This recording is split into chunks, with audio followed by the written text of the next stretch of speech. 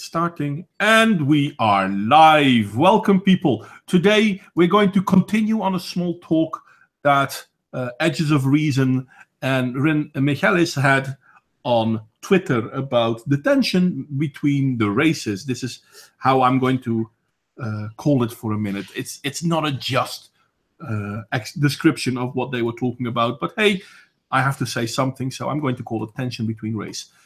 To lead in the conversation, I'm going to give the word to Edge because, well, he was part of the discussion, so he knows better what it was about than I do. Edge, take it away. Well, I just responded on a comment, basically. Don't even really remember. At least it's not black and white. Like race is not black and white, and we basically expanded from that on Twitter, as far as Twitter allows it, with a short messaging, and that there are innate differences between the races themselves, like genetically, and we spoke about blue eyes and green eyes, and those are genetic flaws, in fact. Those are all minor genetic flaws that made the humans unique the way we are right now. And could you call them flaws, though?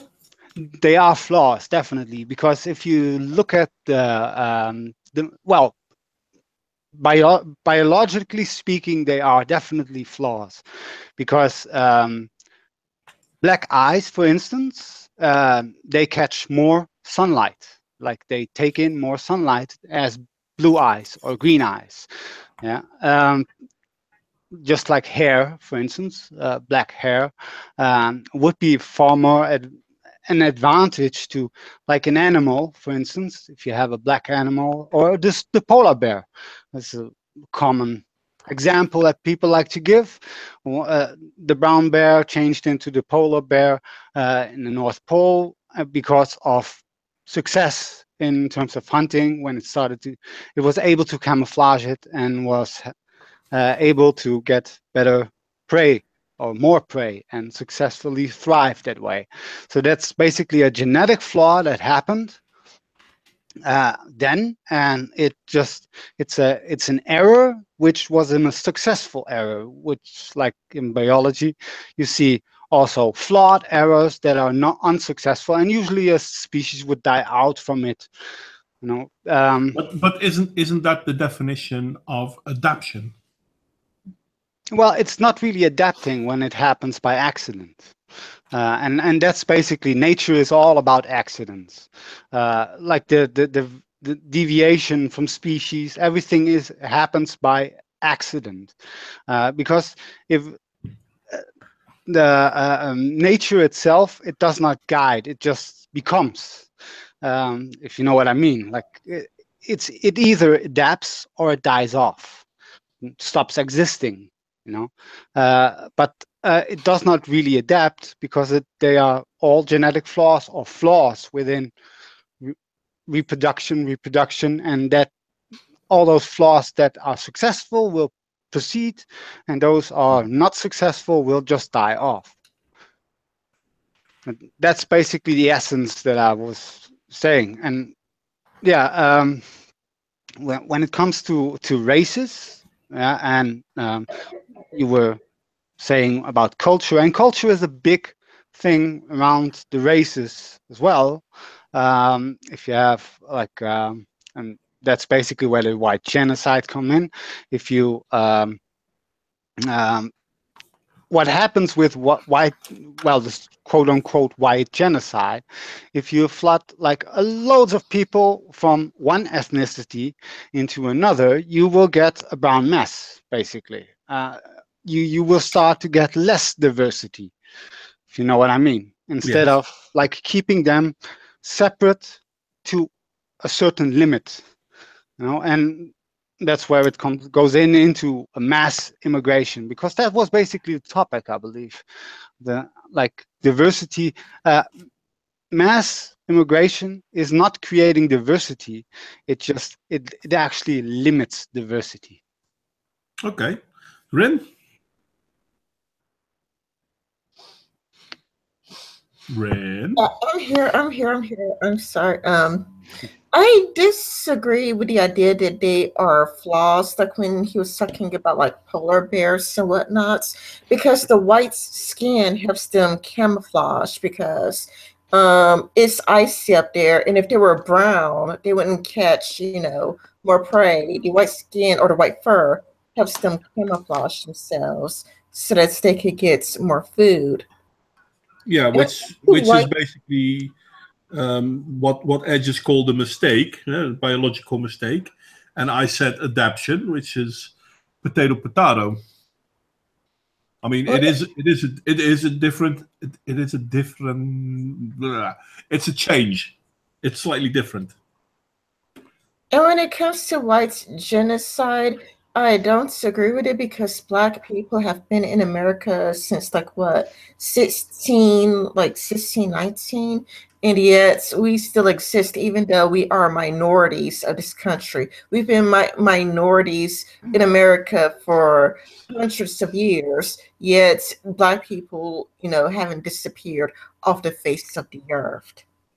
But if blacks and white mix, the end result is black. The end result is not white, on average. So that black people haven't disappeared is not something that I find weird. I mean, I wouldn't expect them to disappear. The thing that the two of you were talking about as well is because of the forced diversity. If we look at, for example, let's take America. At this point in time, they are 13.5% black. How much was that 30 years ago? I don't know how much it was years ago, but I do know that there was like lynchings and whatnot. 30 years ago, there were no lynchings. Yeah, I'm just talking about hundreds of years ago. Hundreds of years ago.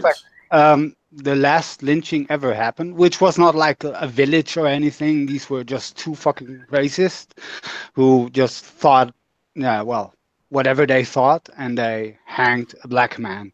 And it was in 1985, I believe, was the last lynching ever happened, which was not an official lynching. It was just a hate crime, a racial hate crime. Yeah. Just as a side note. Just it's. Thank you.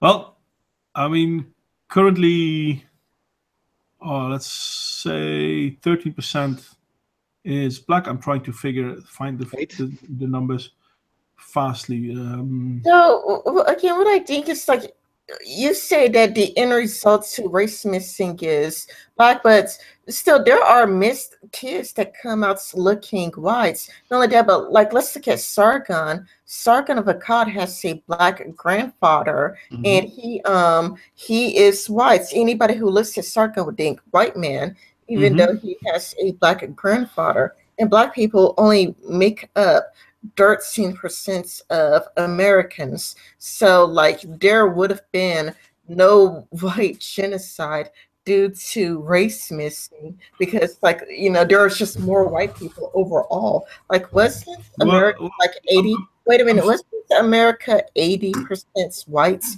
at one point? So it's like if America was 80% whites at one point, you can't say that black people have that much power to erase white people. I'm thinking you're conflating two things, or not conflating. You're mixing two things. This is not saying black people are causing white genocide, but the forced immigration of foreigners is basically a problem, because in a way you could call it a white genocide. I'm personally not in favor of calling it a white genocide. You know me, I'm more of a cultural genocide person, and I think indeed it is cultural genocide. But the problem isn't the black Americans. The problem is the large.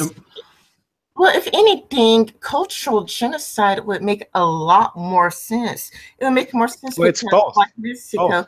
Mexico has a very different culture than America. So if anything, it would be a cultural genocide instead of a white genocide because nobody is killing white people. I mean, maybe the No, no, Muslims, no. no, but through It's not bombing. literal genocide. It's like it's a gradual genocide in terms of if you see demographics and then the culture effect as well, because those are basically innate, locked with each other. Like an African from Africa, Zimbabwean has his Zimbabwean culture, which is basically, well, within that family, within his family circles and wider out, they all have Zimbabwean culture.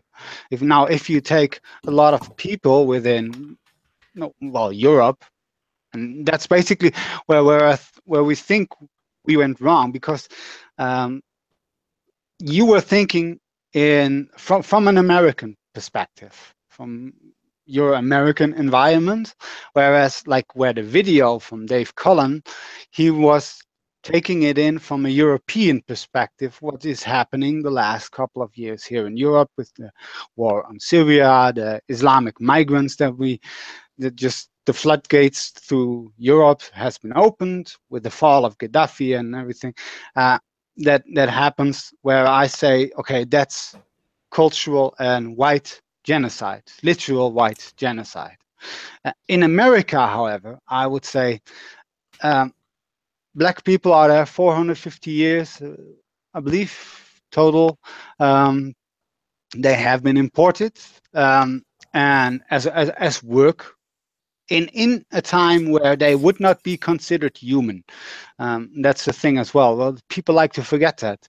You know? Well, I'm going to interrupt you right here for a fast, brief interruption because no, they were considered human. They were considered lesser human, as were the Poles, the Germans, the Slavs, hell, as were the Dutch and the Irish. and the Irish. Okay, Yes. wait a minute. Let me explain to you where I was coming from. Where I was coming from is the literal definition of genocide. The literal definition of genocide is the deliberate and systematic destruction of a racial, political, or cultural group. You know, if it's not a deliberate destruction of a race, or then it's like. Ren, I'm going to interrupt you now too. Did you not say or culture? I do think it's cultural genocide. I would agree with cultural genocide. I just don't agree that it's white genocide. Well, potatoes, potatoes. I mean, whether it's white or cultural genocide, I mean, let's face it, the West is predominantly white. If we're going to have a cultural genocide against the West, it's whites predominantly being the victim. It's not only whites, it's also... Because to me, for it to be a white genocide, it would have to be the mass murder of white people, kind of like how the Jews were exterminated. Like Jews were exterminated. Again, you're blowing things out of proportion. Can I interject here? Yes. As an American, the only white genocide that I constantly hear about, ever talked about in public, is the constant breeding to the point where everything's just going to become one stagnant race. Which is also a form of white genocide. That's an inevitability of the planet in general.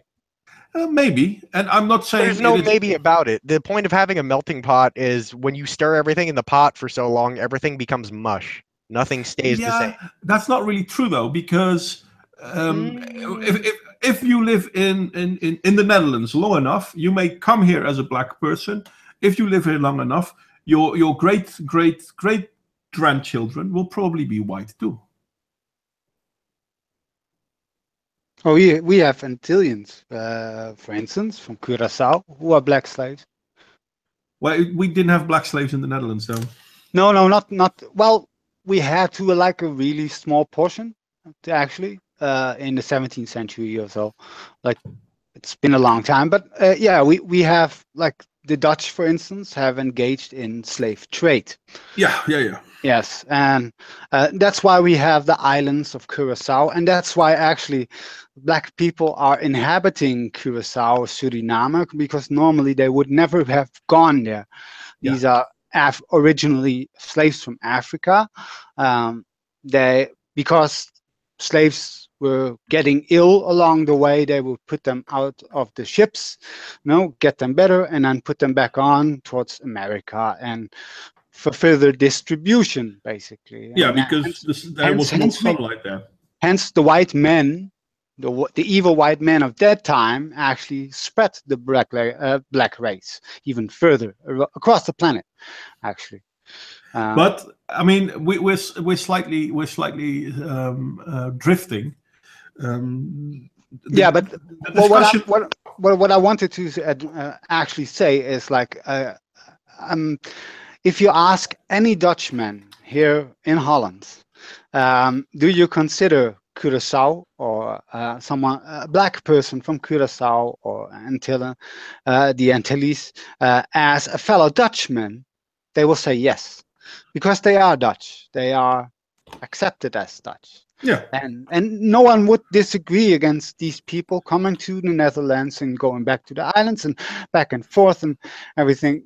No Dutchman would even consider it arguing. And these are equals. Everyone considers them as equals. Well, on average, I mean, there are always racists, but on average, the same Yeah. holds true for people from Indonesia that came here after the Second World War. Yeah, but then people from Suriname that came here after the 80s. Yeah.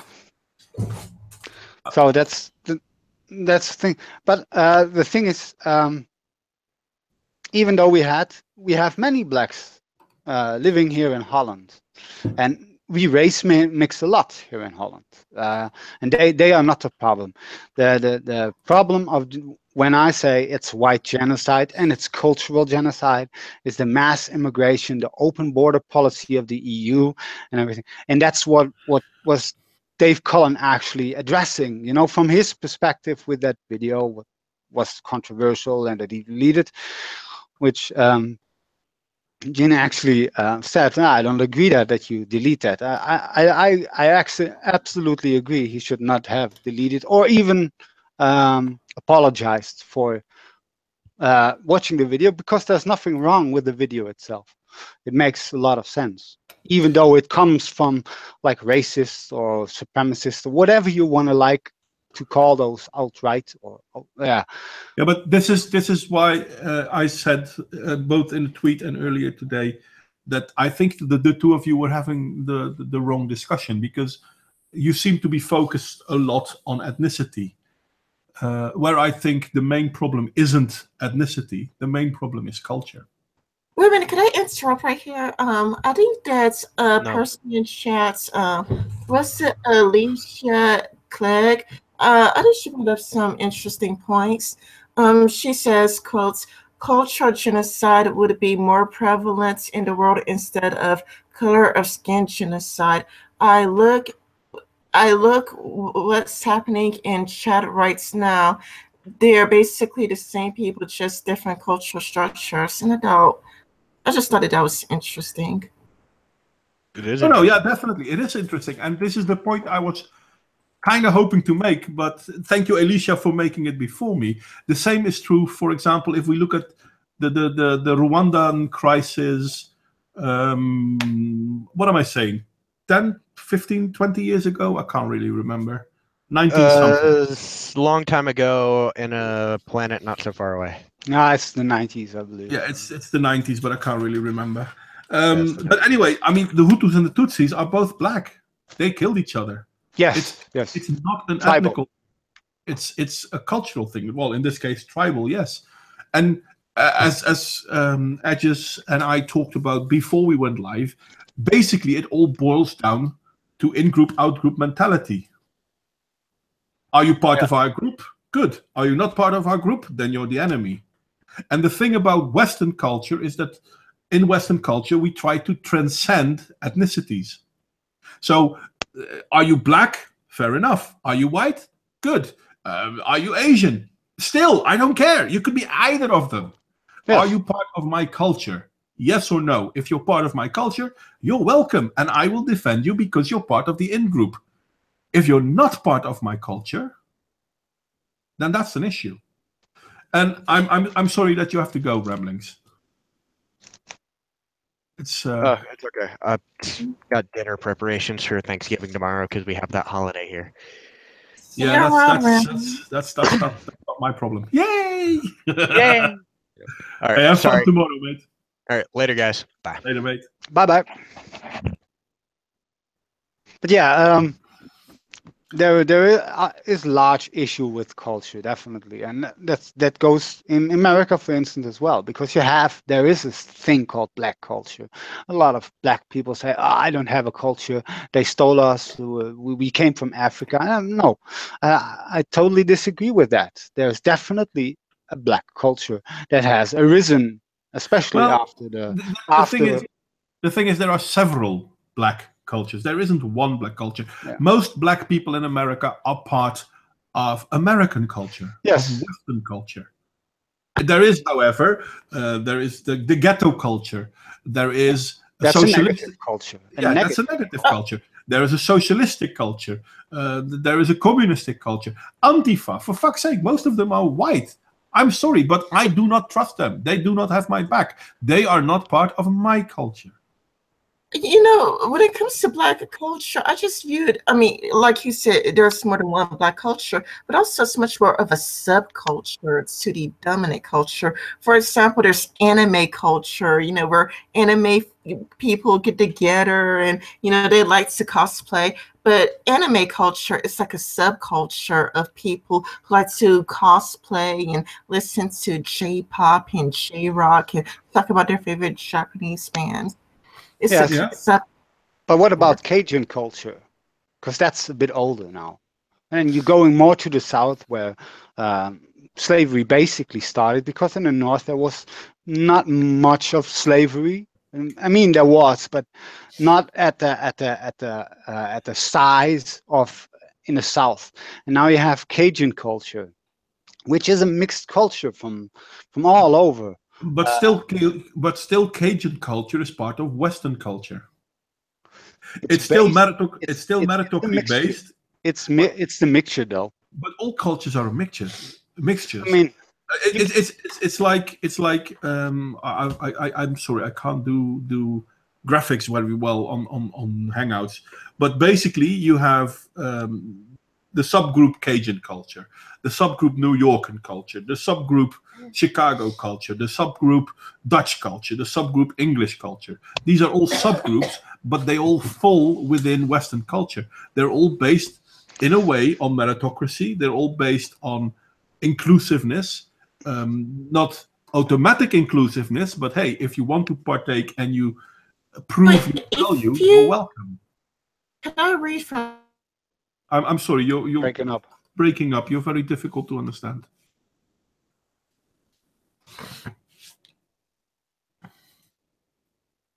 I don't hear anything.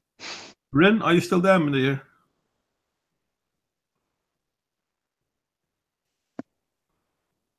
And I think she's breaking connection. Perhaps she has to reconnect.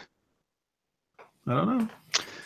But yeah, you have the Cajun culture, which is just predominantly, it's been created from slavery times, from the Africans, which has its roots in African culture. Well, now yeah, but even African culture is a subgroup that is way too high. It doesn't make sense to call something African culture, because let's be honest, it comes from Africa. With that, I mean, it yes, comes from Africa. I mean, I get that there's South African culture, there's Sub-Saharan culture, indeed, which is a lot of based on Islam as well, from the last 1,000 or 1,400 years. But look at Ghana, look at Niger, look at Tanzania. These are all African cultures. But none of them are like each other. So the differences between African cultures are far larger than the differences within Western culture. Because of religion. Western culture. Because of religion. I'm not really sure if it's just because of religion. Maybe. It's shaped by religion. Well, but religion is just another way of creating culture. So maybe, could be true. Religion is a culture on its own. Yeah, it is. At least that's the way I see it, you know. But even within religion, you have large differences And now Rin has dropped. I hope she comes back soon. I really do. Yes. So yeah, the thing is, when people talk about white genocide, I understand it, and sometimes I share stuff like that because I like to keep the discussion going. But at the same time, to call it a white genocide is overlooking the real problem. I think it's like, because the hashtag white genocide, it's been coined by alt-right activists or promoters, if you like it, people that are and within alt-right, they are not all racist, by the way. I mean, there are racist, but how you say, moderate racist? Like, there is no hatred or anything. There's just a realization you have racists that hate others, and you have Exactly. racists that are not so much racist, but they like the ethno-state. Yeah, and I like I this. have the same problem with the ethno-state as I have with racism. Exactly, same here. I don't want to have an ethno state. What I do want to have is limited migration all over the world. Like, I'm a nationalist, and I believe Rin is as well. I believe that, like, when we have borders for a reason. I mean, a lot of progressives like to say, "Oh yeah, we all dance the 'We Are the World' kind of thing." And that's just not realistic, because we are not the world. We are so different from each other, even though we are the same. There are so many frictions among each other.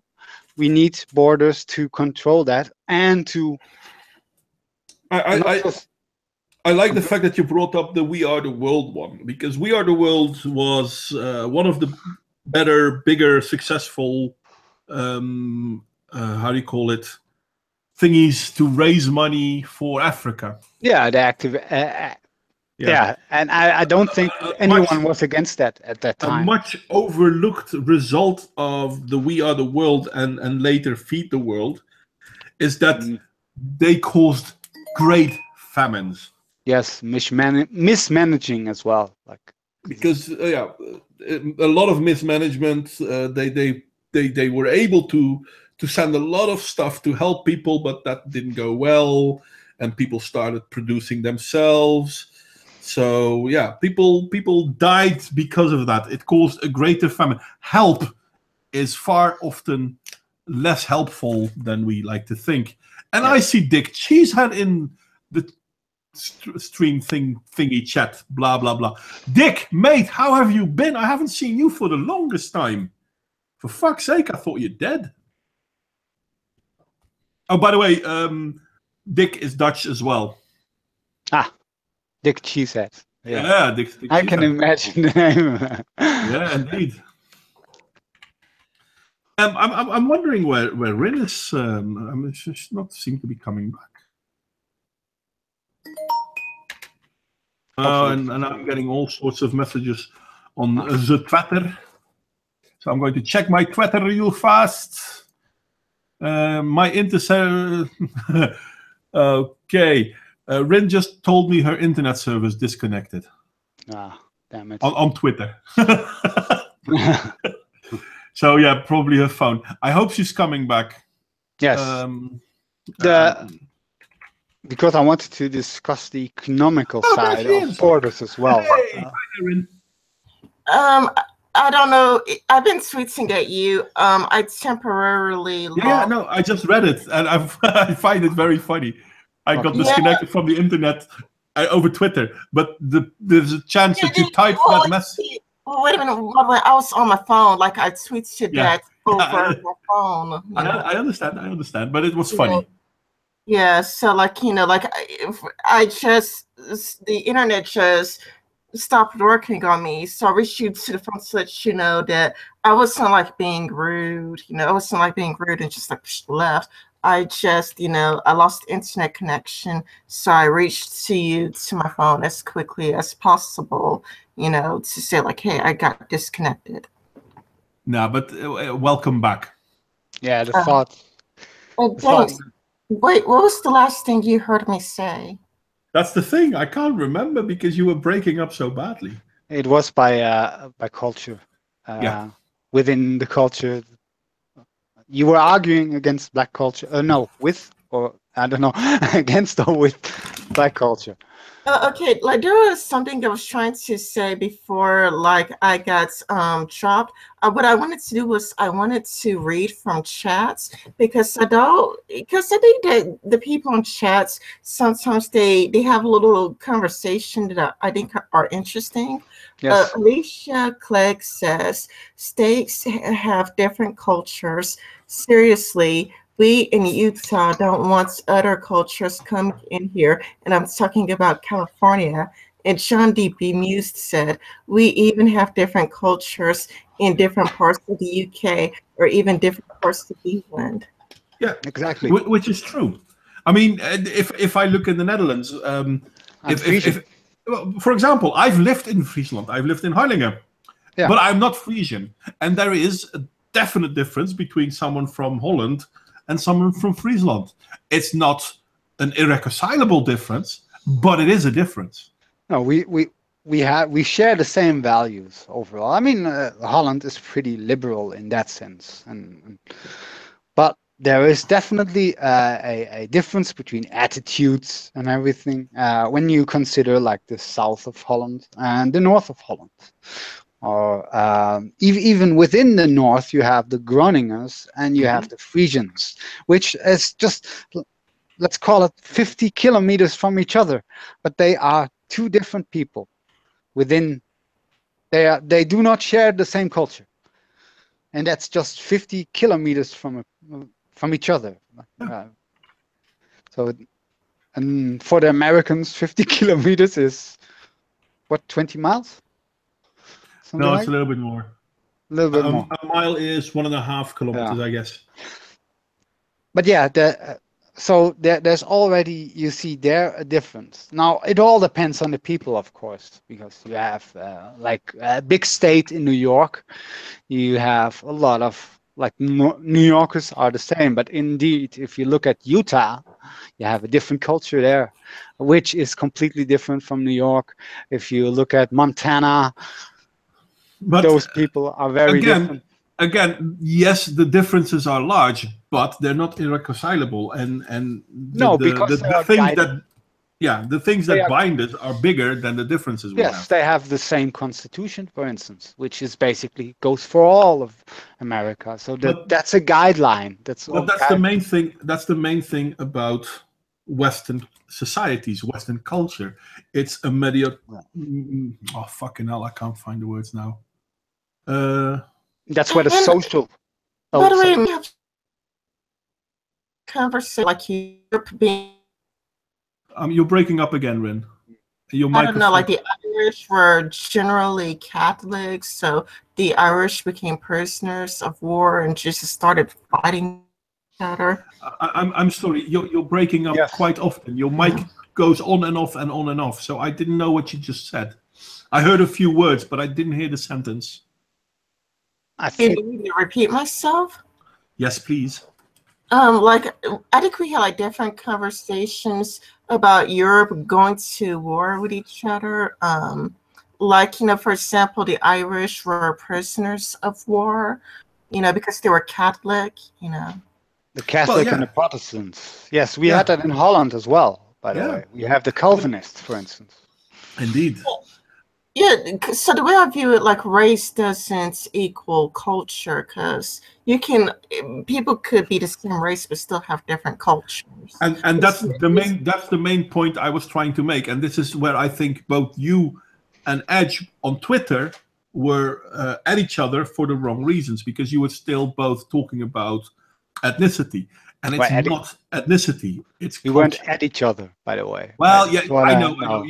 Listen, we're having a good talk now as well. Okay. It's not that you were fighting with each other. I'm not going to try to say that, because that's not true. But you disagreed with each other because you both were looking at ethnicities. And you even called it race. Fucking bastards. Well, me and Edge were getting along very well in Switzerland. Like we were disagreeing, but we were getting along very well with each other. We're trying to unpack it all. I mean, when you see with religion, it's within religion, and that's why I said, religion is a culture on itself. Yes, it's it's a belief, an ideology built on, and I'm an atheist here, on a lie. Every religion is built on a lie, but they have their own subcultures as well. If you look at Islam, you have the Quran, you have the Hadith, which are empirically the books built religion of Islam. But you have Sunni, you have Shia, you have Sufi Muslims, and all of them have a different cultural take within the Islam. And Yep. same goes with Christianity. You have the struggle between the Old Testament, the dogma of the Old Testament. You have the struggle with the New Testament over the years, which basically the New Testament came on top. Only the Jews really read the Old Testament in Judaism, because it's inevitably tied to Judaism. There are a bunch of books in Judaism as well. Yes, so those are all just subcultures, sub ideologies within a plural of ideology. Same with Islam, and that's basically what we see as well. Like, for instance, you have the United States of America, but then you have 50 divided portions of the whole plural, and divided in also different cultures, like was said in the chat. You have Utah culture. It's those cultures that at each other's, that eventually are at each other's heads if the differences between culture become bigger than the common ground. Yes, but they all have a certain denominator which they align with. So and like in Islam, for instance, they all align on the Quran, they all align on the Hadith, but it just completely deviates when it comes to the interpretation of it. And same goes with Christian belief, Catholic belief, and they all have a different interpretation of that same core belief of Jesus Christ, for instance. But the difference, if we look at, for example, within Islam, they still have the same core belief. I mean, Shia and Sunni have the same core belief, but the differences are so very important to them that they are unsurpassable.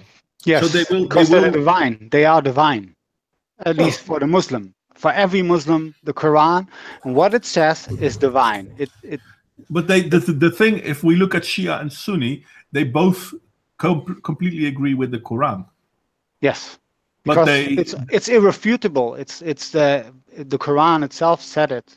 Muhammad itself said it. It's the truth, basically, and that's the problem between Shia and Sunni is not whether the Quran is true. The problem between Shia and Sunni is who was the rightful heir to Muhammad. Yes, they were the prophets, his followers. Yeah, that's where they divide, and that's where the houses of Islam basically broke up. Yeah, at that time, and always have been broken up. That's why the the Sunnis and the Shia are fighting with each other. They will wreck each other. There will be a war between Sunni and Sufi. It's unavoidable, basically. I see it coming as well. Like we see it today with Iran. And the Saudis, basically, Syria is basically the dividing point there, the spill, or which just has been degraded now, and we will see a war coming within Islam. And we don't see a war coming within it. I'm sorry, if you think there's a war coming within Islam, then you haven't been paying attention for the last, let's say, 1400 years. Well, there hasn't been peace within Islam since its very conception. Because it's a constant struggle against each other. And to be honest, thankfully, thank God, they are fighting each other. Because as long as they are fighting each other, they are not fighting us. With us, I mean the West. Be they Christians, be they atheists, be they Buddhists or Hindu. They are very much focused on themselves. within Islam, if you read the text. And I've read all the texts. And thankfully, they struggle with each other, wage jihad on each other. And now also because the West just basically got attached to it somehow. Economical reasons, definitely, undoubtedly. It's oil. I'm not sure if oil is part of the conflict, though. I mean, I know a lot of people. Oil is the thing that started it all. No, it's not. It's this is the thing. It's the same thing that people talk about how modern imperialism caused it. No. Colonization by the European powers caused it. I think you misunderstood me. It's not. Okay. It's not an intentional involvement. I mean, it's obviously just they have oil. We want to trade because, what does the West do? What does America do? Trade. We want to trade. And China went on board. Japan went on board. We all want open trade, global trade, because it makes the world wealthier overall. Okay, I'm going to respond to what Ludicrous says, and I 100% agree with that. Oil didn't start it all. It financed a hell of a lot of it. And I think therein lies the main issue. It's the same that the Western powers that brought, well, in all fairness, brought peace to the Middle East, didn't cause the tribes of Islam to fight with each other. They suppressed it a bit. Yes. And then when they left, the fire started all over again.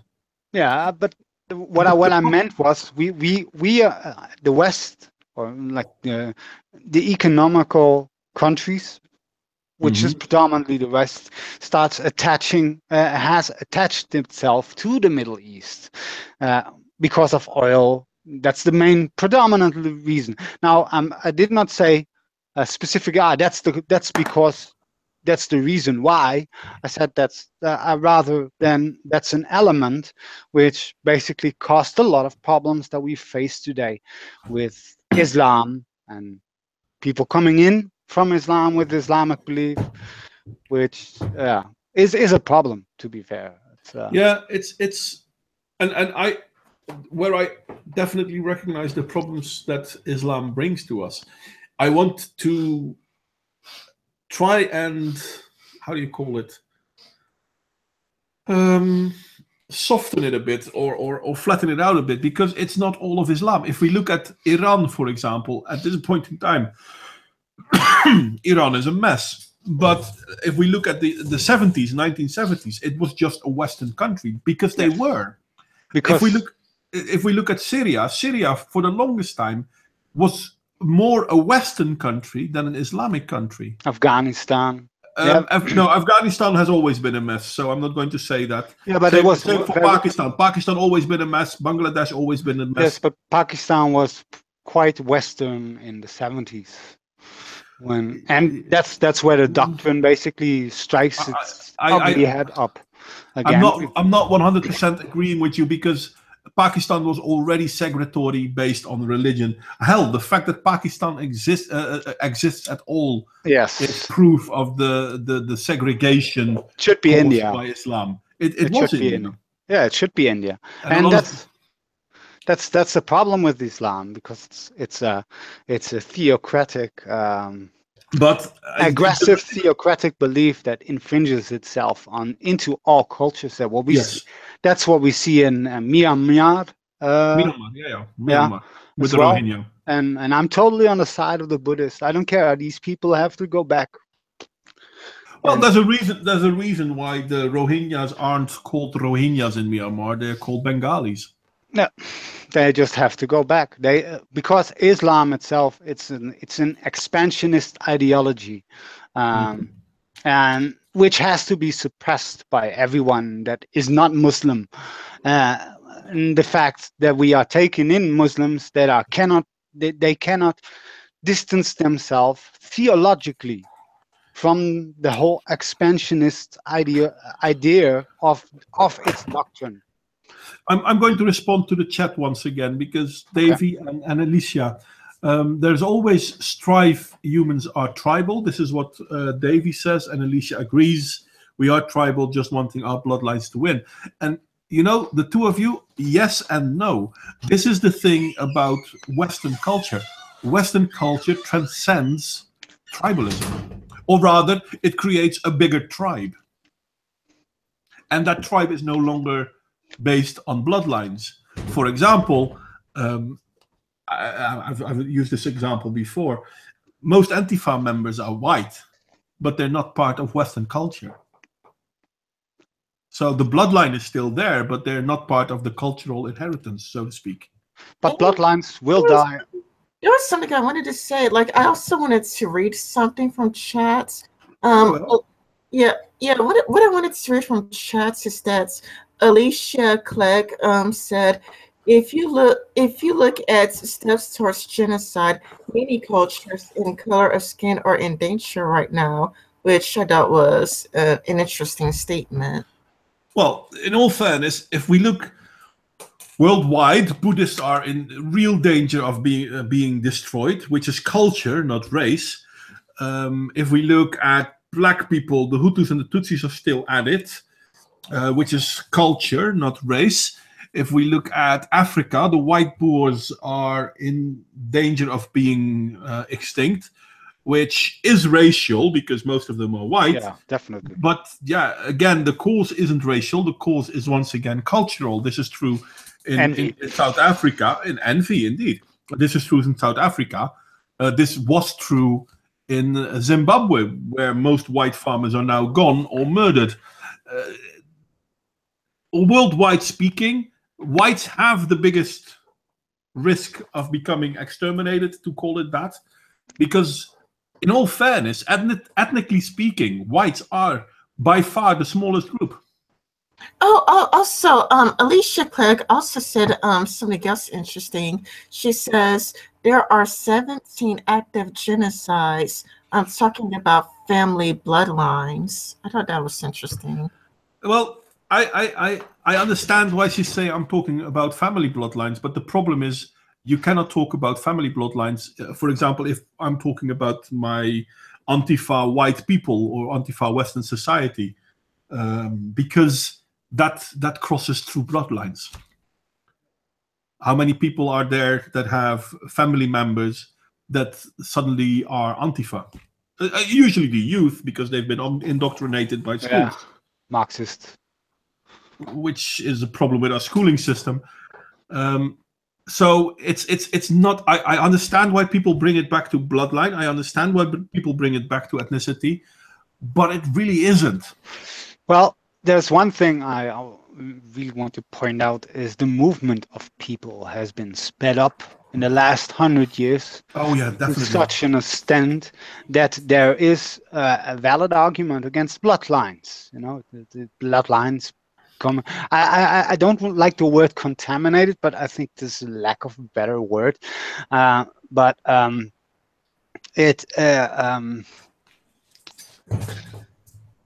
thing, race mixing is a nice thing. It's a nice thing. There's no problem with race mixing whatsoever. There's no argument, even on the far right, that they could make a valid argument that they could make. So, like, I'm an individualist foremost. But the thing is, we are now talking about ethnicities. Yeah, we're talking about well, the white race is being bred out of existence. Blah, that's blah, bloodlines blah, blah. as well. That's never been tied to bloodlines. Fair enough. But look at it from, well, look at your own example from the Netherlands with the Dutch Antillen, and my example with the Dutch Indies. Yes. When they came to the Netherlands and they started mixing with families, at first people looked weird at it because it's new. But once people got over that first, hey, it's new, we don't like it part, it became socially acceptable. Yes. And for the longest time, it was socially acceptable. Dutch never really frowned up on race mixing, by the way, because the Dutch predominantly. Well, the Dutch first went to Indonesia, for instance, and created children there. Yeah, like there. White Dutch people. Yeah, there. And they did race mixing there, but I'm talking about the Netherlands. So here, at first people did look reluctant towards race mixing. The same happens in America. At first, people looked reluctant towards race mixing. But when it became more common, people were also more open towards it.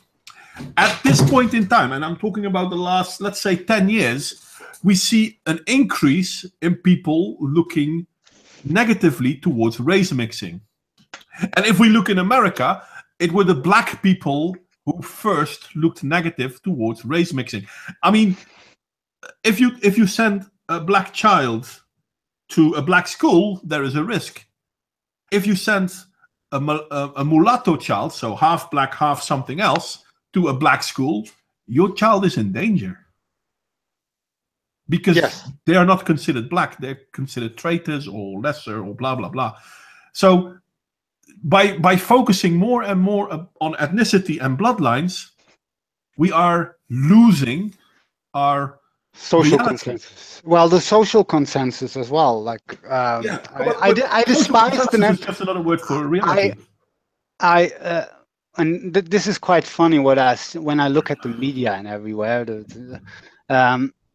people calling themselves Afro-Americans. And I like to dispute that. You are not an Afro-American. You are a Black American. You have African heritage, fine. Yeah, but you are not African anymore. That's a big problem. What we see in the media a lot, like people are black Americans still glorify Africa somehow, and I have no idea why. First of all, it's a shithole. That's just completely objectively speaking. It's a lesser nation. Not as humans as themselves, but they are not as enlightened as the West. And with that, I'm speaking of regardless of ethnicity. If you have been born in the West, you have a wider knowledge, a wider expansionist thought than an African who has been born somewhere in the village. It's quite simple. If we look at Black Americans, they are not welcome in Africa. No, absolutely not. They are not Africans. And we say the same thing with Dutch Moroccans, for example. When they go back to Morocco, they're not considered Moroccans. They're considered tourists. Yeah, scum. Scum. Most of them. I'm going to pull in the chat a little bit. By the way, Dick, I saw you come into the chat and then you went out. I'm sorry, I don't know why. But I'm going to go to the chat a little bit. Alicia, women are the gatekeepers. As women, I get to pick the genes. Yes, you're right. And there is Dick again. Hi, Dick. You're right. Women are the gatekeepers to whomever they mate with. Fair enough. Always have been. Always have been. That's not a difference. That's not anything I'm contesting over. But what John says, I can't speak authoritatively, but in the UK, race mixing is huge and no one in general cares, which is the point I was trying to make. People didn't care much about race mixing because race wasn't an issue. Ethnicity wasn't an issue. But we are being forced to make it an issue by movements like Black Lives Matter. And because of that, people are making it an issue. We are seeing the rise of white nationalism and white supremacy because of the constant attack on whiteness. It's not white people that caused this. Yeah. White people are responding to this. I would not say it's supremacy, though. It's one second. I really need to have a bio break. You guys continue. I'll be right back. I would not say. I do agree with that because it's kind of like the left has been acting really crazy, and for some reason, I don't know why, but it seems like it started in 2015 or maybe 2014, where all of a sudden the media started attacking white people. And I don't know why the media just started attacking white people nonstop.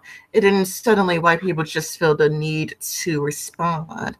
It's the left in general who loves to racialize everything. Look at everything through a racialized lens, and the Marxist lens, like I would like to say, because that's basically what they are doing. They're viewing the world through a Marxist lens, and Yeah, it's a big problem because it actually creates hate.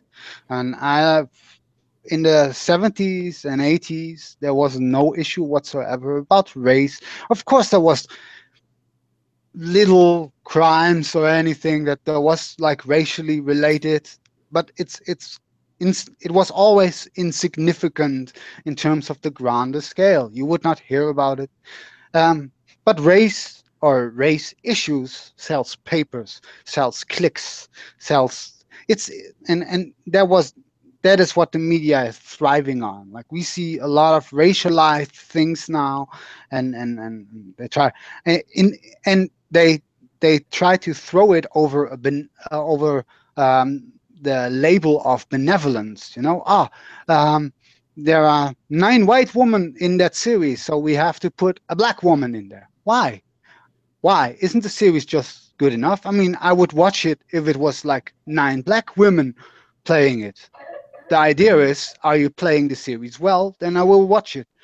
I have never even considered in my head, like, for instance, Prince of Bel-Air. It's an all black show. I watched it. I found it very entertaining, good, and never in my mind was race an issue in my mind. It's only after the last couple of years where everything has to be viewed through this racialized lens. You You know, bigot. No, but good evening, everybody. good evening. I also think, like the lady is saying, it comes from 2015, but I suppose all these students also streamed in these organizations and institutions with their Marxist view. So that could be a part of it. And like Edge of Reason, that's your name. Okay, sorry. Yes. Okay, no, but also the outrage, like you were saying, Tim Pool was this also saying, it just gives them dollars. It's simple like that. It's always about the money. Outrage is a very strong emotion, and it will get all these hashtags and things going every time again. And it doesn't necessarily have anything to do with race, because I think you all also watched on YouTube this video where this white woman was shouting Black Lives Matters, Black Lives Matters, and this black person is saying, look, it's not about this. I rather hang out in how do you say it, in white or in other neighborhoods than in the black parts where I get mocked or get stabbed to death. So this white woman was shouting Black Lives Matters, and she was going into this black guy saying it's not about that. So it doesn't necessarily have anything to do with race. It's about classes. Yeah, it's the same thing that a white woman was shouting at a black guy in what was it? The Southern Army was called Civil Union. I can't remember, but a Southern soldier reenactment. A soldier dressed as a Southern fighter with the battle flag of A historical reenactment. Yeah, historical reenactment, and there was a white woman shouting at a black man that he was a racist. Even though he is not, absolutely isn't, because blacks actually fought on the southern side as well, just the same. Yeah. They were. A lot of them fought on the southern side because it wasn't about slavery, even though a lot of people think it was. Slavery was actually a leverage to get more soldiers from the northern side. Yeah. So that's why they implemented, because everyone knew at the time, and Abraham Lincoln, I believe, he also used it as a leverage, to get more soldiers. Because once you run out of white soldiers, because actually the Negro was not allowed to fight in that time as a soldier, they were not in the army. And Abraham Lincoln put them in the army to actually get leverage, to get more gun fodder to win that war. Now, they won that war, which was a good thing, to be fair. The North was the good side and the South was the bad side. But overall, if you look back, but the South itself, they fought for something that was valid to believe in. Like, they wanted independence. So people like to say, "Oh yeah, the Southerners were the racists and the Northerners were the good guys," which is not true. It's absolutely not true. It's way more nuanced. Wasn't it about that the South was not willing to they didn't want a federal system of 50 states. It's a little bit more complicated than that, but basically Also the person, taxes. yeah, the person that became president wasn't even on the ballot in most of the southern states. Yeah. So they were like, this is unfair. How can we talk about this and pretend that this is fair? Yeah, because the initial when the war started, there was political issues based on it, and there were tax issues with which the South basically rebelled to it, and basically threatening their southern independence, which had to be subdued by the North, sadly with violence. But on the other side, and I'm always trying to look at the positive side because I can actually get a positive swing, put a positive swing on the World War, even though it caused so much atrocities. Yeah, but on the positive side, the black man was freed, which is a good thing, you know. And but it's not just America were the first one to free the slave. It was actually the freeing of slaves, actually other countries did it before. So that's and it was largely based on religious morality that the black man got freed. Mm-hmm. It largely comes from Christianity, actually, that they said, okay, these are living beings, humans. The acceptance that they are not just humans, but they are humans, and that actually came from the Christian church. So, gotta give props due to those who perpetuated this idea. Mm-hmm. Yeah. Well, I suppose we all can agree that slavery is something very horrific. Yes. The thing is, it's happening right now in Lebanon, by the way, and in Africa still. And it's happening in Africa still. It's happening in the Middle East still. It's happening in certain places in Asia still. The only place worldwide that we can talk slavery is not allowed is the Western world. Yeah. And where do we find people complaining about slavery? The Western world. So yeah. But only in Western slavery, not in African slavery. Those people that actually need to be freed. You don't hear Black Lives Matters on it, because I despise Black Lives Matters. I think the whole movement is just, they should all abandon this movement and create a new one, because this one is not working out. It's based on a lie. It's been, well, the whole movement is based on a lie, and it's been created by actual murderers, it's racist murderers. It's even funnier than that. And I know I said this many a time before, but a lot of people in Black Lives Matter do not know what Black Lives Matter really stands for. Let me see if I can find it and share it with you guys. Black Lives Matter, where is their official webpage? That's well, as a person who was like an ex-supporter of Black Lives Matter, it was about like getting police officers to wear body cameras. We just wanted more transparency with the cops, but then it changed. It got more racist. It became more, hostile towards white people. And then I laughed. Yeah, but it's no fucking hell, bloody stupid Black Lives Matter. The thing is, they complained about how police officers should wear body cams, and then when the police officers started wearing body cams, a lot of cases where they claimed racism, the body cams proved that the police officers were actually innocent. So then they started complaining that police officers wore body cams. They should not wear body cams. Hands up, don't shoot is a lie. Hands up, don't shoot. It's a lie. I can't breathe. It's a lie. Yeah, Michael Brown is a lie. Yeah, that's why there were some people who started leaving. You know, like you can see like as BLM supporters saying that they liked it early when they were advocating that police should wear body cameras. But when Black Lives Matter started getting crazier, you know, that's when so many people started leaving, you know. Yes. I mean, they try to still hold legitimacy by saying, all these black people getting shot by by racist police, and there's zero evidence for that. In fact, there are They more changed white them. people They getting changed shot their by the stress police. page. No, this is unfair. I'm sorry.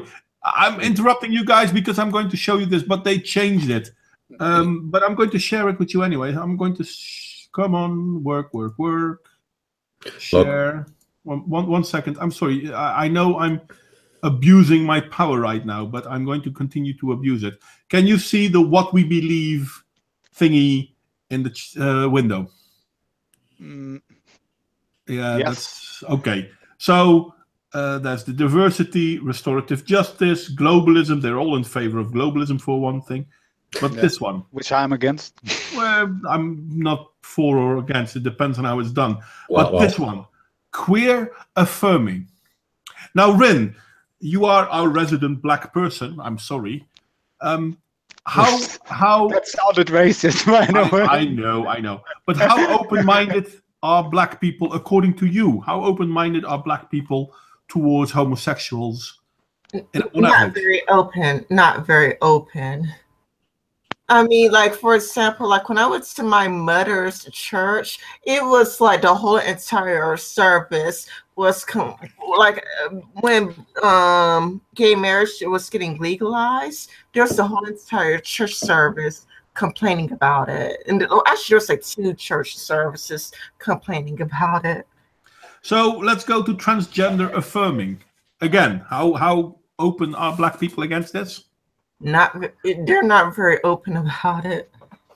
See, and I'm not sure if they still have the same things because they used to have drop-down thingies. They changed this page.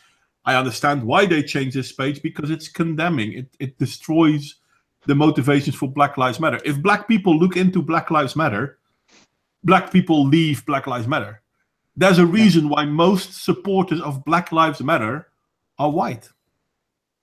Yeah, like there was just like one Pew study. I think it was a Pew study. It said like 55% of black people are still against like a gay rights and gay marriage. Something along those lines. I mean, Black Lives Matter wanted to work together with the New Panthers and there's another black supremacy group. I forgot the name. And the Uhuru movement, and all of them turned them away because of the queer affirming, transgender, black women bullshit. I mean, black supremacy movements want nothing to do with Black Lives Matter. That alone should say a lot. Yeah, because they are really the core black, segregationists people. Yeah.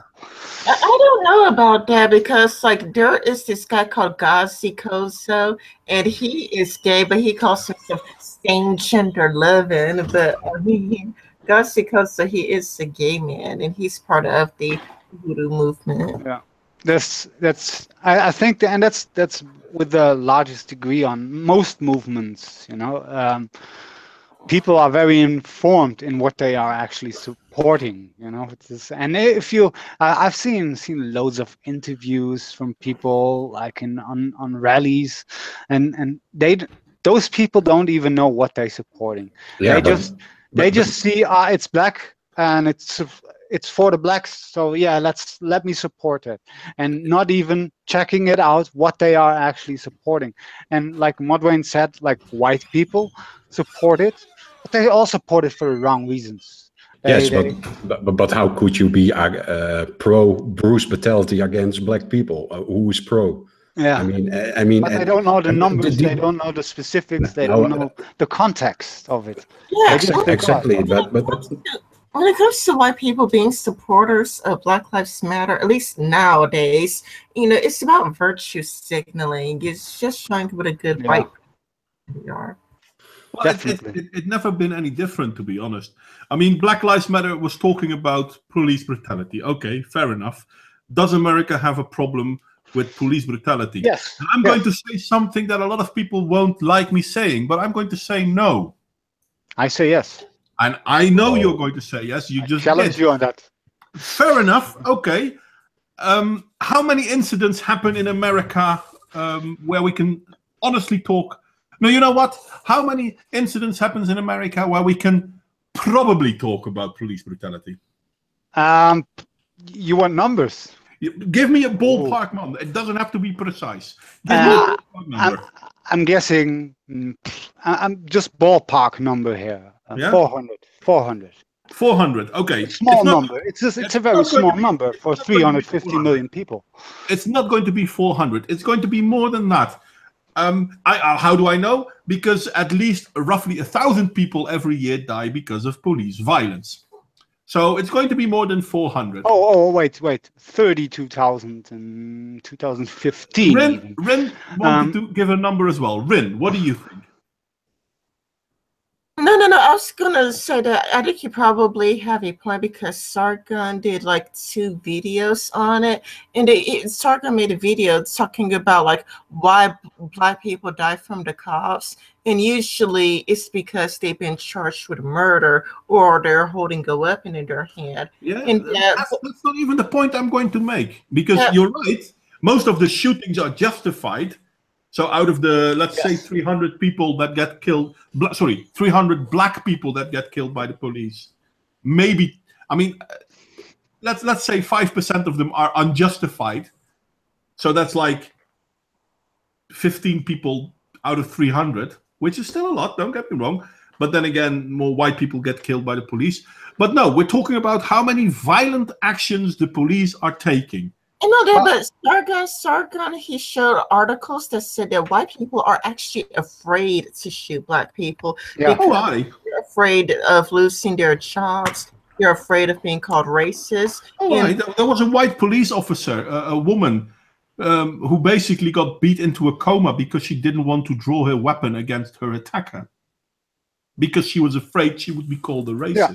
Reluctant. She got beat into a coma. Are actually afraid to be called racist. They are really, really afraid. Like Sargon showed so many articles showing how terrified. Like even in England, they are so afraid of being called racist. Yeah, that they let 1,300 people being raped. Yeah, the Rotherham story, but it also happens in Brussels with the Moroccan and Afghan youth. They completely riot in the streets, and the police are standing by, and the stones are flying like France. Everywhere. But they do nothing, because at the moment they draw action, they will be prosecuted by all these leftist magistrates. But I'm sorry, we're sidetracking, and this is an interesting sidetrack, but we're sidetracking. How many violent actions do you think the American police are doing? Because the previous statement is there too much police violence or police brutality in America? Well, I say. And you said yes. So how many police violence or police brutality actions are there in America? And then you said 400. So I said, no, 400 can't be right. Then you said 30,000. Fair enough. Those are death shootings. Around 30,000 a year. Oh, no, there are only 1,000 deaths. I'm talking police shootings. Okay, but people that die by police action and there are 1,000 people die by police action. That's it. There are no more. It's 1,000. I mean, just in Chicago alone. I mean, last year in Chicago, a lot of people died. That's just one city, like the worst city.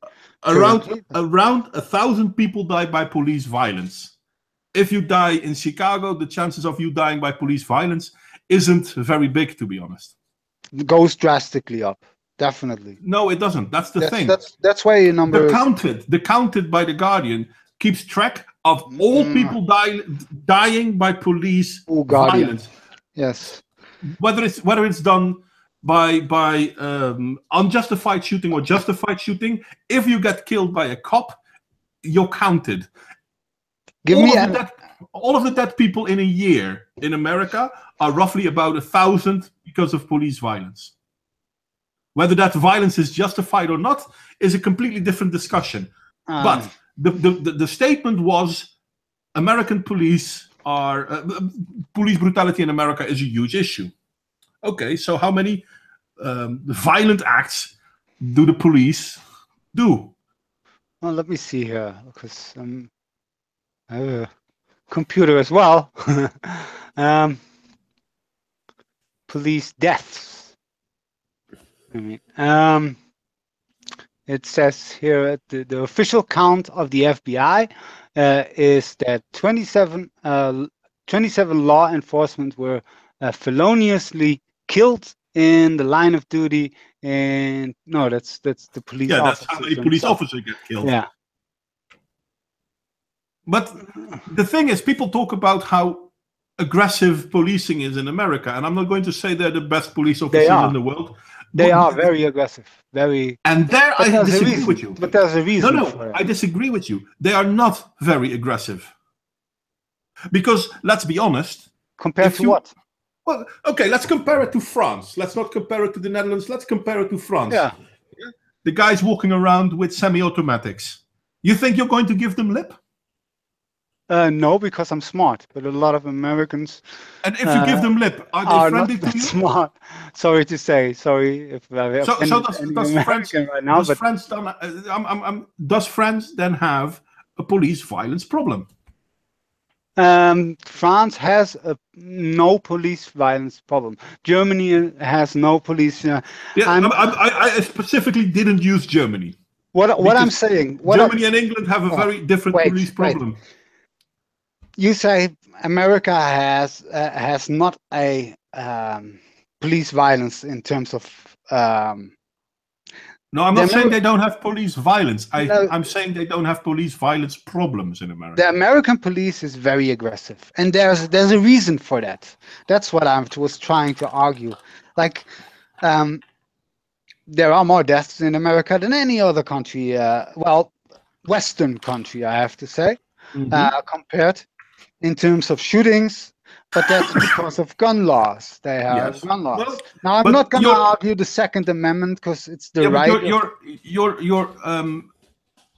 muddying the water. Why am I muddying the water? Because you're bringing up things that might explain something, but we haven't even considered what it explains. Well, for one. So is America's police force overly violent? Is there a problem with police brutality? You say yes. So my question is, how many aggressive acts do the police have in America? You said 400. 400 doesn't come close. Then you said 30,000. I meant justified shootings and justified killings. Justified shootings. Out of those 1,000, roughly 95% of those shootings are justified. Which is the terrible thing. Yes. That does not dispute the aggressive behavior of police. But there's a difference between aggressive behavior. There's a difference between aggressive behavior and police brutality. No. Yeah, there is. They are very intertwined with each other. No, they're not.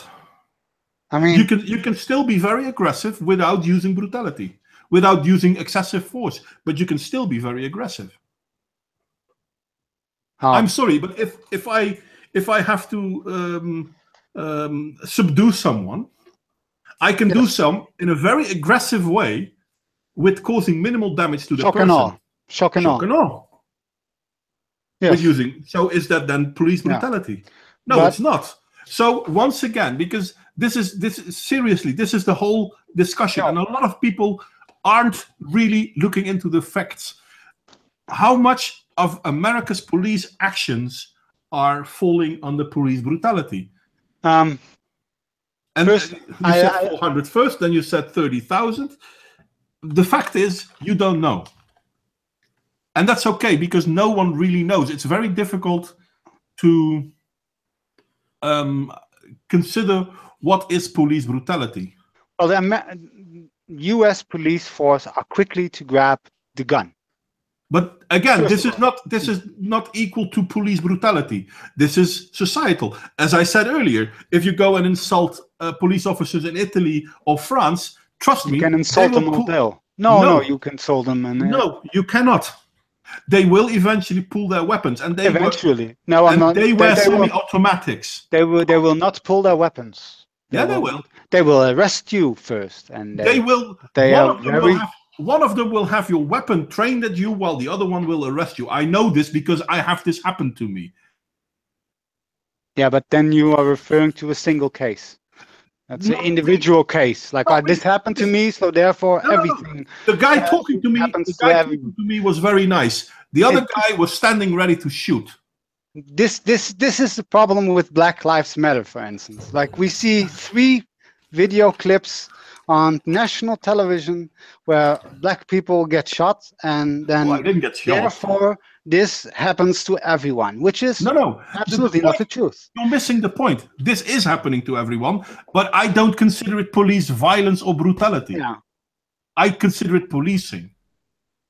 Was I in my right? Yes, I think I was in my right. Was the police in their right? Yes, I think the police were in their right.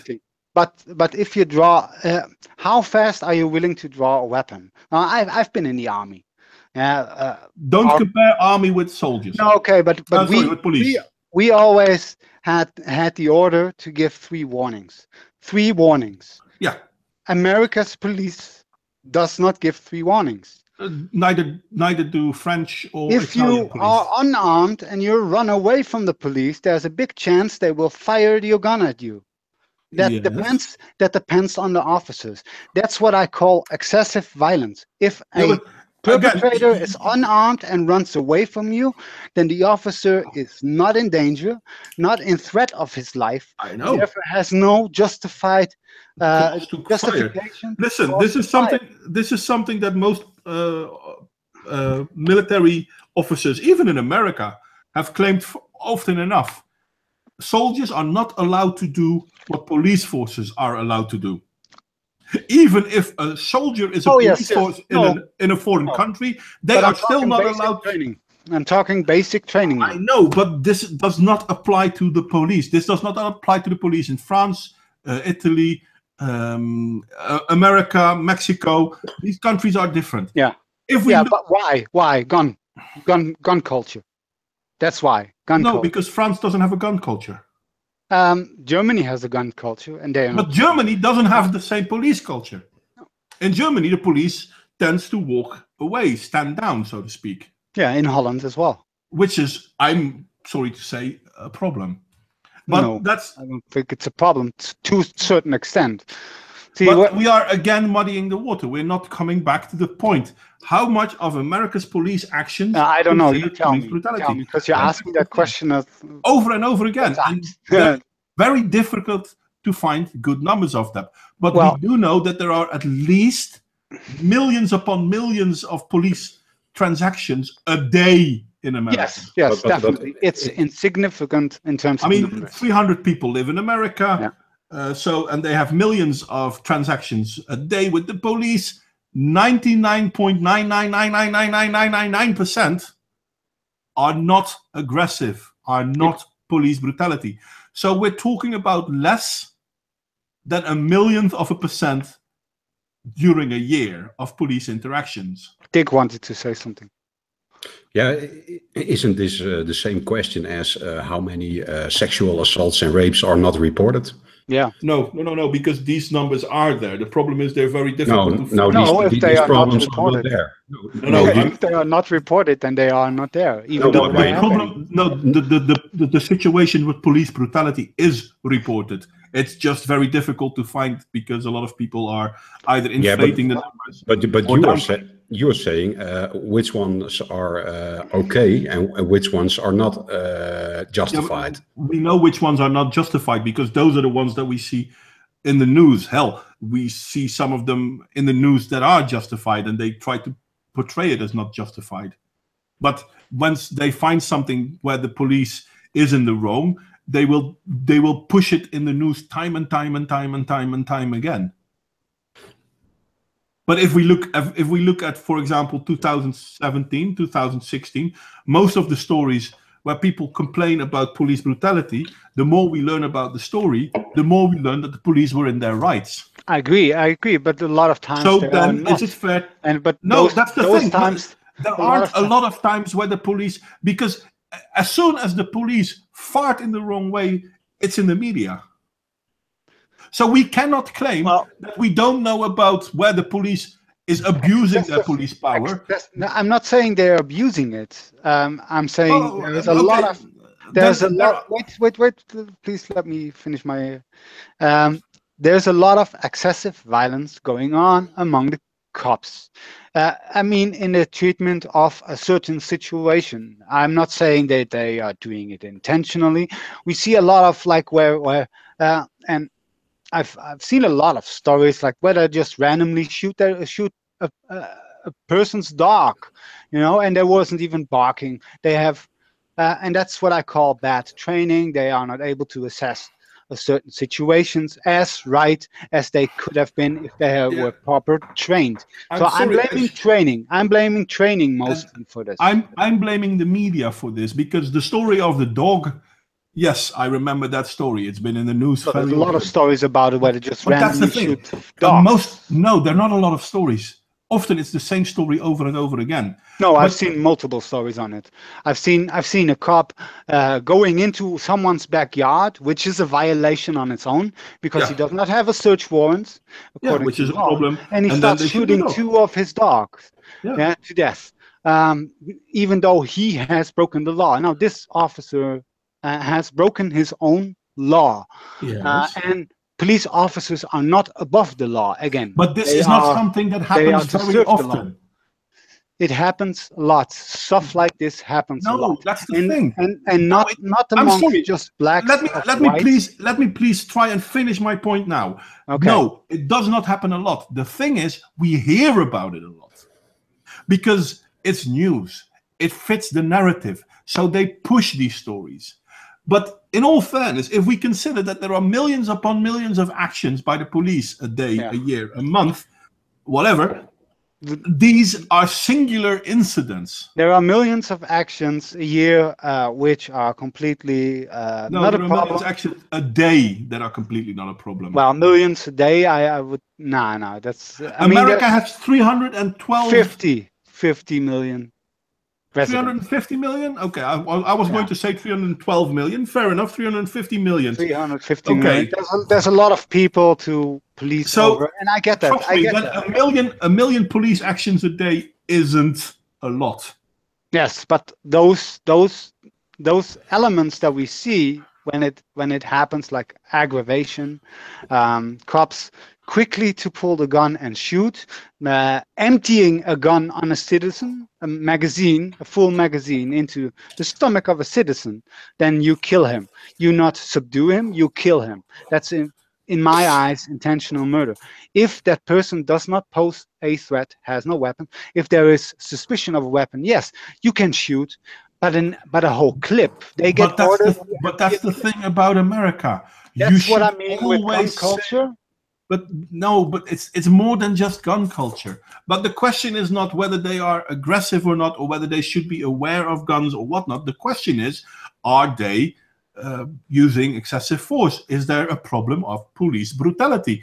We keep going back to but there is this, but there is that. In many cases, talking about police excessive brutality. Force happens too much. But is excessive force per definition a sign of police brutality? No, because excessive force itself can be justified. Therefore, it cannot be a cause of. It cannot be put in the same name as police brutality. Yeah, but question: is it justified? And that's where we see a lot of things happening, those that aren't justified. If you. Okay, so I'm sorry. Someone in the chat says I don't have a clue. Okay, then fill me in. High Desert Pioneer, fill me in. What am I missing? Now we're all watching the chat. This is going to take time because...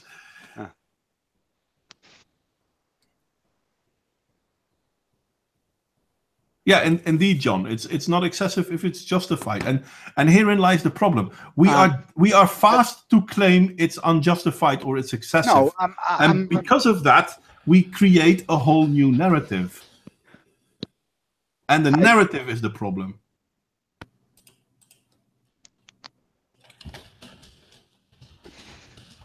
I'm not saying everything is justified or unjustified. I'm not even arguing that sometimes excessive. Well, the word excessive force itself, it's pretty self-explanatory. It's using too much force in a certain situation. Too much. Yeah. Anyways, if we have seen people running away from the police unarmed, being shot to death. That is a problem on itself, like just that single thing. Oh, I totally agree with that. That's you don't agree with that? No, I totally agree with that. I 100%. If a police officer shoots someone who's trying to run away without probable cause, then yes, that's a huge problem. But is it then fair to say America has a brutal and violent police force, or is it fair to say that police officer is a problem? Well, so is this an individual thing, or is this? It's definitely an individual case. Yeah. So if it's an individual thing, I'm not going to make statement because the vast majority of the police are just very well, good people with good intentions for the citizen. You know. So if it is an individual thing, I think it's a training issue. If it doesn't matter. It doesn't matter. Let's go back. It matters a lot because let me finish my point, please. Because let me finish my point. It make sense. If it is an individual thing, if this police officer individually is wrong, where most other police officers are not wrong, can you then still claim this is a police problem? I think because if it's a police problem, how come it's only individuals that make this problem? If it is a police problem, this should be a problem affecting way more people. It doesn't. It's the same like saying, okay, there are car crashes, people have car accidents. This is a driver's license issue. Yeah, but wait a second. Most people with a driver's license don't have accidents. That's the whole idea of driver's license. You learn how to behave in traffic. Yet still we have driver's accidents. Is therefore driving a car, getting a driver's license, a failed project because we still see accidents? No, it doesn't. It doesn't. Not if you put it on a big scale. Yeah, but so how come when we say something like, for example, the car accident example, it's an individual thing? Why can we say there it's an individual thing, but when we talk about police officers, no, it's not individual police officers, it's the whole police force. I never state the police force. Again, I'm an individual. At the moment you say there is a problem of police brutality in America, you are blaming the whole police force. No, absolutely. That's what it says. That's way too non-nuanced. I mean, that's just black and white talk. That's what you say. There's a police brutality issue. I said there's a police problem. Yes, that does not. But how is there a police problem? Like in hashtag. Sorry, should I have said hashtag not all? No, you shouldn't have said hashtag not all. You shouldn't have said there's a police problem. You should have said there are problems with certain police officers. There's problems within black society. There's the problem with criminality. There's a police problem in training. There's a lot of problems. And so you ask me the blanket statement, is there a police problem when it comes to violence or excessive violence? And I say yes. Yeah, I disagree. The problem is not the police.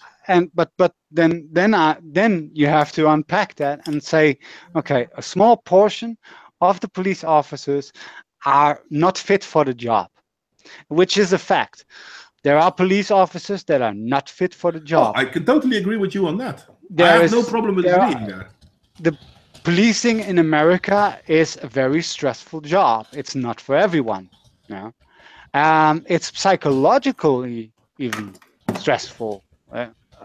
As well, because you are policing a society that has the right to bear guns or to bear arms, and there's a lot of illegal gun market there. So everyone who has $50 can get a gun. So yeah, they are really cautious. They are on large amount of pressure as well. So, but is there a problem within the police force that there's cases of excessive violence, that they are too quick to shoot? And then I have to say yes. And why is that?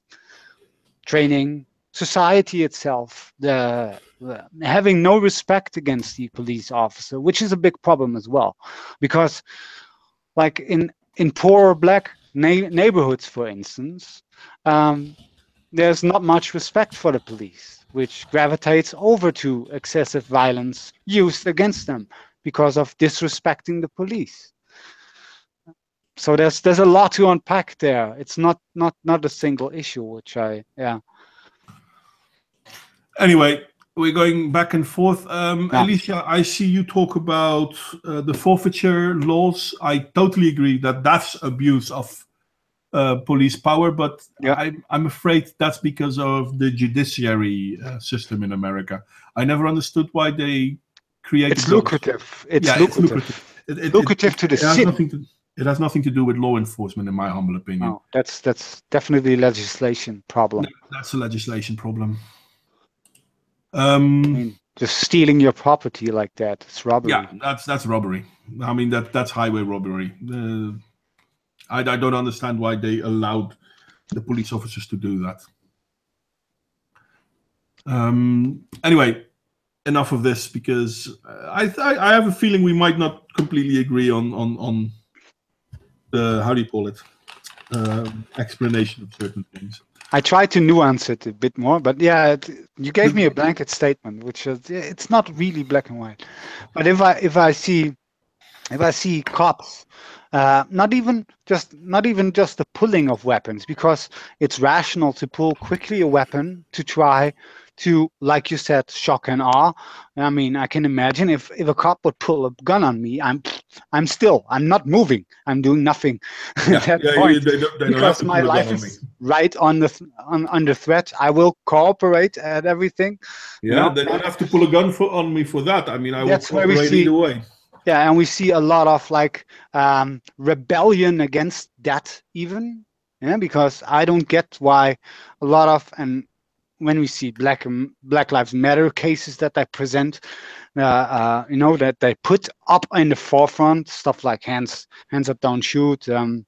Michael Brown case, for instance, this guy just completely rebelled against the police, even though the police already pulled a weapon and everything. If you do not comply at that moment in time, it's justified to shoot, regardless if you have no weapons. But if you run away, just walking away, and I've seen it happen, and police just shooting people in the back, even though there was not really a crime or like a misdemeanor perhaps, and people are just ignoring the police. They should not be justified to just shoot. Shoot that person. Because and that's what I'm saying. Is there a problem with excessive force within? Yes, because these cases, even one case is too much, because a person that might be innocent dies right there. And here I don't completely agree. Yes, one person is too much, but to claim therefore police has a brutality problem, that's overstepping that. Yeah, and that's why I refer to training. I think that police should have a higher standard of training. Only train the best. I see a problem if you see a lot of cops coming from the U.S. Army as well. People that have been in wars could be traumatized and are picking up the badge on home soil. I see problems in that, psychological problems. But I still rather have a soldier as police officer than most police officers, because it depends on the soldier again. True. It depends on the soldier. The rules of engagement that soldiers are trained by are far more strict than the police. Yes, because it's anyway. Bye, Alicia. I see you're going. See you later. But yeah, no, sorry, interrupted you. Go ahead. But yes, in terms of that, I get that the police officers in America, because here in Europe we don't have the gun culture, because you got to keep that in account, and it's their right. I'm not appealing against the Second Amendment. I think it's very justified to have a gun on your person, especially in a country like America, which has been created by this gun culture. And even here in Europe, I would argue, like, we should all be able to own a gun. I can't own a gun. Yeah, you can. I can't. Yeah, you can. Well, But I believe in Czech. Is that the right English word? Czechia? Czechoslovakia. Czechoslovakia. I believe they have pretty reasonable gun laws, but they In don't Germany have. as well. Yeah, but they don't have the violence in that matter. Look at Switzerland. And I suppose that has to do with the. How do you say so? If you look at America and they have these television programs, yes, yeah, but they also have some kind of admiration. They have gun shows and gun programs, and it's like it's like craziness. How do you say it? Mm-hmm. They worship the gun in some manner, and I think that's a very strong difference. And honestly, if I would live in the USA, I would like to have a gun also with that kind of public. Yeah, I would also have to like a gun with that kind of public. So, but let's be honest. If we look at Switzerland, every house in Switzerland, at least every house, but most people have a gun. And they are members of gun clubs and. Well, no, they don't have to be. Sport shooting. They most of them do, but they are tied to strict laws in terms of how to use the gun, training of a gun. It takes time to get a gun to be eligible to have a gun. Oh, no. In Switzerland, it's not whether you're eligible. You're actually by law required to have a gun. I don't know about that. Because every citizen in Switzerland is also basically the army's reserve. Oh, then I need to move to Switzerland. I thought about that too, but when we moved to Switzerland, no, it's not that. But when we moved to Switzerland, we're not Swiss, so it doesn't apply to us. Ah, damn. But yeah, in Switzerland, everyone is by law required to have a gun. So there is a gun culture thing in this. I totally agree with Cheesehead on this. Yeah, and that poses a danger on the officer itself. Well, I mean, look at the difference between the Netherlands and Belgium. In Belgium, they have open gun ownership. Well, they had. I'm not sure if they still have it. They're not running around with AKs anymore. Only the Islamists. Yeah, but they don't run around with AKs in Belgium. They run around with AKs in France. Yeah, it's still a problem. Don't get me wrong, but yeah, no. It came from Belgium, I believe. Those Charlie Hebdo Islamists, they came from. They were hiding in Belgium, in Molenbeek. But honestly, like things things going here with police and justice departments are not functioning. I think we can conclude that. Yes. I think we are going to get there. That people are going to be more self-reliant. We are getting rebellion. I fear that, to be honest. And not because I want to, but I think because we have to. Yeah, and this is why the whole multicultural diversity push with open borders, it all pushes the West, at least in Europe, into the wrong side. We are heading towards rebellion under the EU, and we actually like I've read it this week. We are getting a European army. Now that scares the hell out of me. An institution that doesn't even own a single piece of land is getting this army. This is absolutely madness. This is really dangerous, and especially with all the moral fagging, because it's all you get the term moral fagging with the moral high horse. It's all these hollow words about hope and stuff like this. This is very dangerous, and I've read this a part of this interview with Gorbachev, and he stated that the European Union is heading to the second Soviet Union. Yes, And that's very are the- dangerous. Actually, my wife and I had a conversation about that very topic. She's Polish, so she recognizes communistic tendencies, and she it's fascism. We are heading towards fascism. Well, fascism and communism aren't that far apart. I'm not sure if we're heading towards fascism, though. But she was definitely recognizing a lot of things happening in Europe at this point in time that have strong ties to what happened in Poland only 30 years ago. Well, I like to compare the European Union with Adolf Hitler's Third Reich. No, Definitely. I think this is the Fourth Reich that they are building right now. But I agree with that, but not the German Third Reich. They have more in common with Stalinism than they have with Nazi Germany. It would have more overlap with Napoleon's Second Reich than with the Third Reich, I suppose, with the freedom, brothership, and stuff like this. Yeah, they're taking away slowly the overreach of power of government.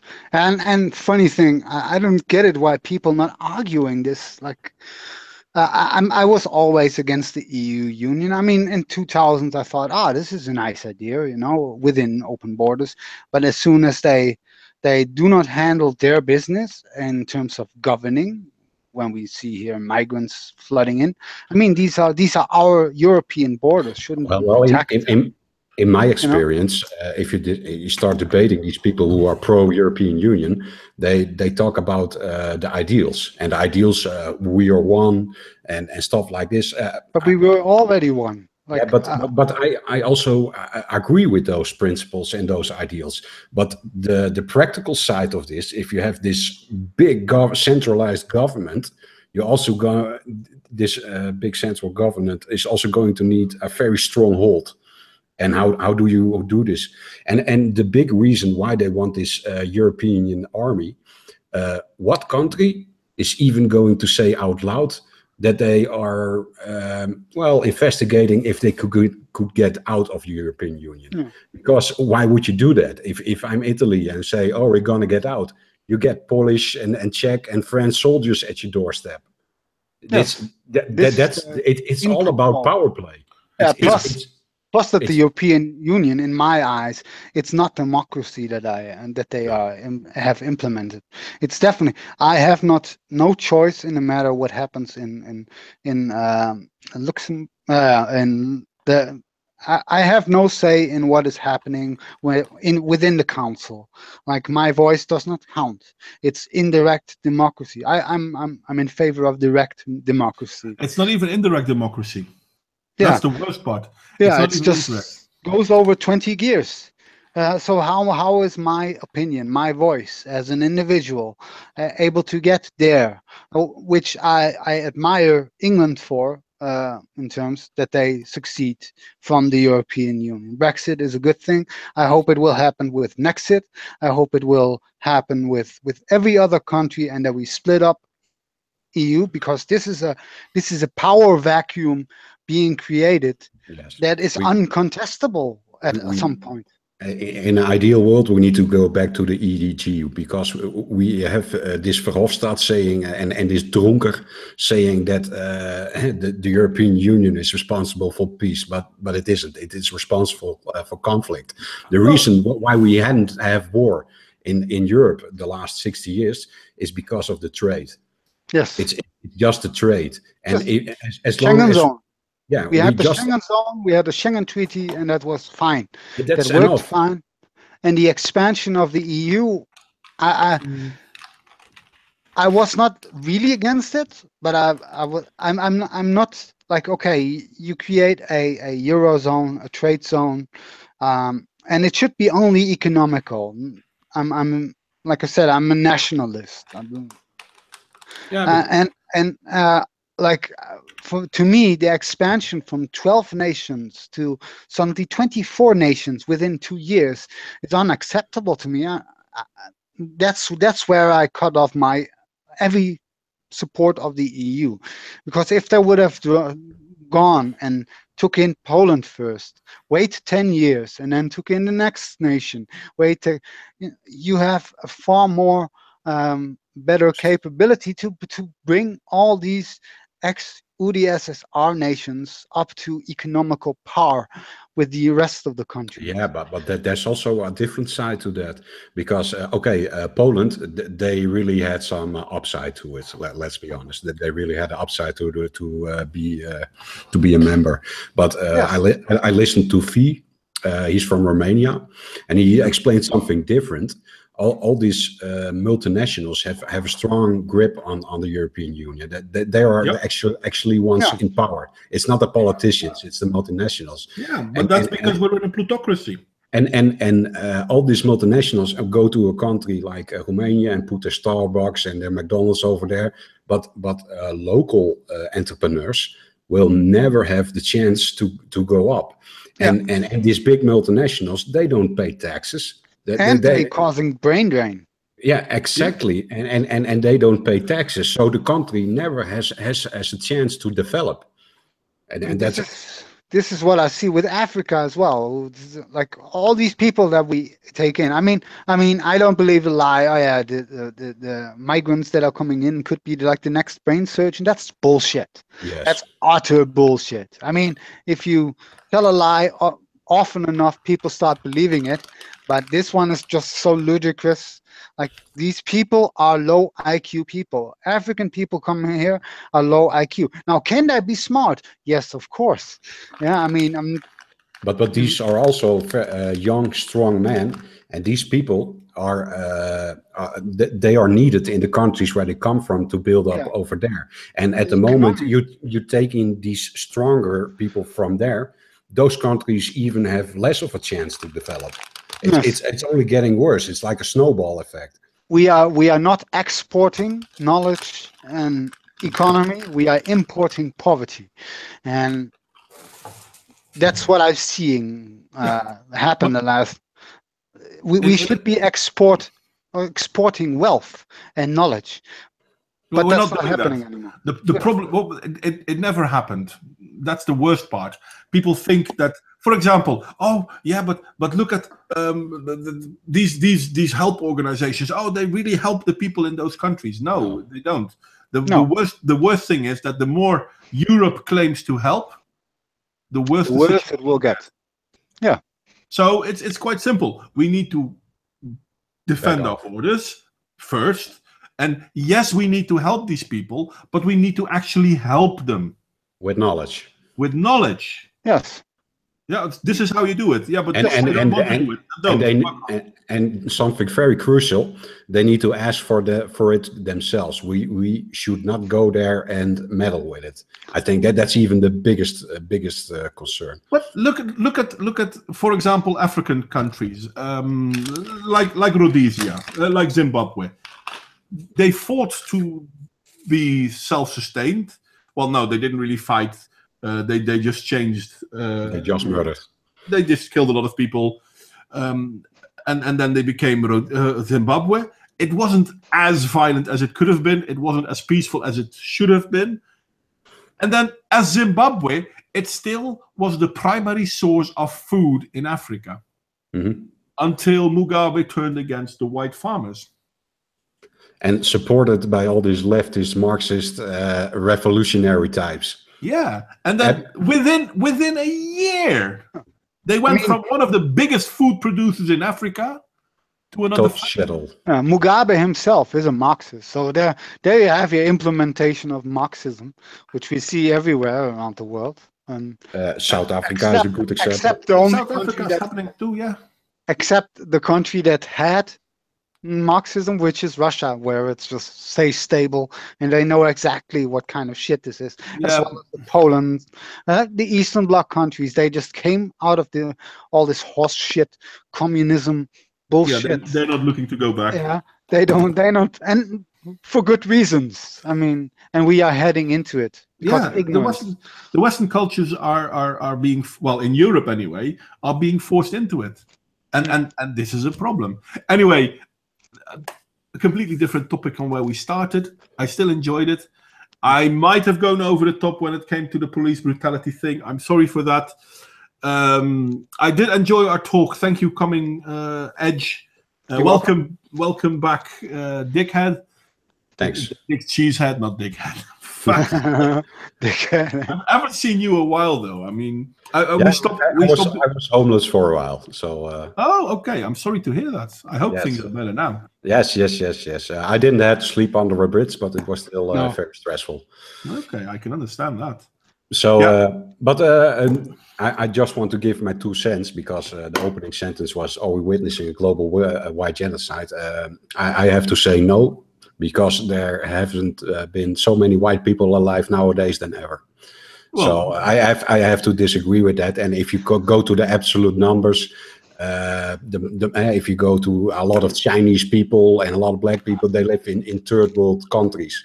We are living, historically, we are living in the best times ever. I cannot dispute that. We're at a turning point.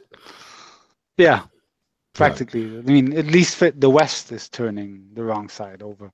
But there's always hope.